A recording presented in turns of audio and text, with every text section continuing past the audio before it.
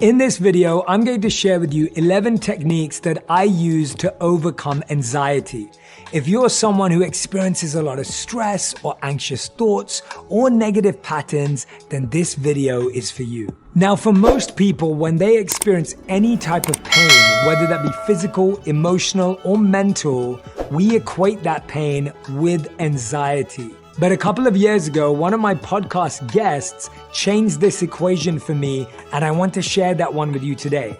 Pain plus reflection equals progress. It shows us that all of us experience pain, but when we add reflection to it, it can lead to progress. The most amazing thing about this equation is that if you remove the word reflection, you lose progress, and all you're left with is pain.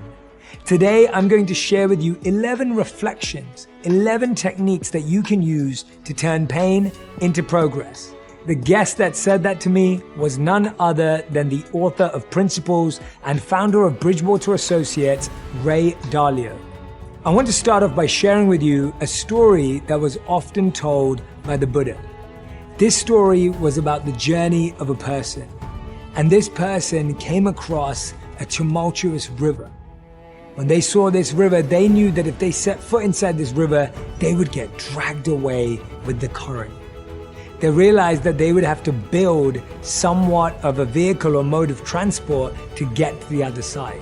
They started to get a log, and they thought maybe that was enough, and they pushed it out onto the water, and whoosh, the water just completely took away the log. They then realized they would have to build something a lot more stable. They got some bamboo, they created 2 rows, they tied it up with some rope, they even built an oar. They got on top and they started to paddle with all their strength and all their energy. And finally, they made it to the other side. This person thought to themselves, I can never live without this raft. This saved my life. This raft is the reason I'm alive. So they strapped it to their back and decided to take it wherever they went.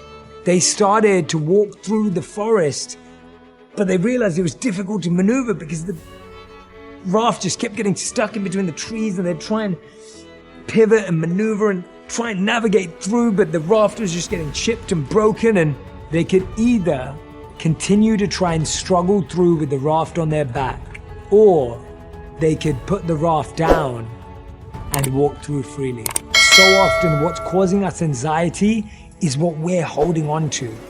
Our views of what is normal, what we expect, what we want to happen, the picture we're projecting. When you're holding on tightly to something that is slowly being pulled out of your hands, it causes you even more pain and anxiety. What is it that you need to let go of to reduce your anxiety? The second method that I use to overcome anxiety is from a book by Wayne Dyer called Change Your Thoughts, Change Your Mind. Now, I recently got refreshed again with this book when I went on the Blinkist app and found it and realized that I could read it in 11 blinks. It broke down the key lessons and the key takeaways from each chapter and allowed me to reestablish my connection with this book that I read a long time ago. Now, we know that we have around 60 to 80,000 thoughts per day. The most incredible thing is these thoughts are cycling. They're not only repetitive, but they're also negative. I realized that knowing which are the most repetitive and negative thoughts allows you to spot their trigger. Do you experience this when you're on social media? Do you experience this when you're watching a particular show or you're around certain people? What we want to do is find that trigger, trace that trigger back to its root, and reduce that activity in our life. Often what we think is causing us anxiety is different from the root of where it started. It was Wayne Dyer who said, when we change the way we look at things, the things we look at change. Let's look at our thoughts differently.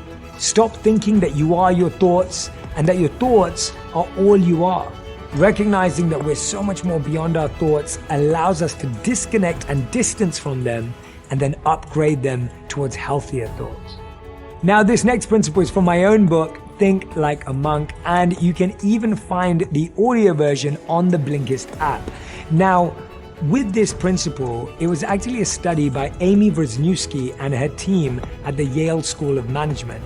They wanted to go and research what they believed was the most difficult job in the world. hospital cleaners. And this was pre-pandemic. These were people who had to clean up the hospital rooms, hospital beds, hospital toilets after people ate and even after people passed away. You can only imagine what a challenging and difficult job it is. They went and interviewed some hospital cleaners. Some of them described themselves as cleaners. They described the activities that I just stated and described themselves as doing that kind of labor.